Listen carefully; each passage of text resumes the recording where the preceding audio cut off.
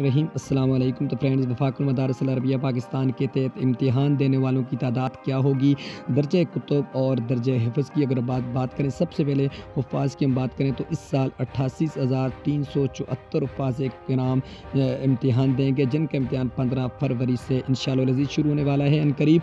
और दूसरी जानब अगर बात करें कि मुल्क भर में 17,000 से ज़ायद मदारिस के हुफ़ाज़ और हाफ़िज़ात जो हैं इस साल इम्तिहान देंगे, जो कि एक रिकॉर्ड इजाफ़ा है इस साल पिछले साल की बनिस्बत। और अगर हम दीगर यानी बात करें दर्जे कुतुब की, तो उसका इम्तिहान 26 फरवरी से शुरू होगा, और जिसके लिए यानी मुल्क भर में 2,567 इम्तिहानी मराकज़ कायम कर दिए गए हैं, यानी कि 2567, जिनमें से 17,766 निगरान अमला की तकर्री की गई है। और अगर हम इस साल अगर तकरीबन सारी बात करें कि दर्जे कुतुब समेत और हुफ़ाज़ समेत, तो तकरीबन 4,70,000 तलबा तालिबात इस साल इम्तिहान में शरीक होंगे। टोटली तौर पर जो वफाकुल मदारिस का इम्तिहान है इस साल, यानी 4,70,000 बहुत बड़ी तादाद है इस साल इंशाअल्लाह अज़ीज़ जो इम्तिहान में इसमें शिरकत करेंगे। 88,374 इसमें से जो हुफ़ाज़ हैं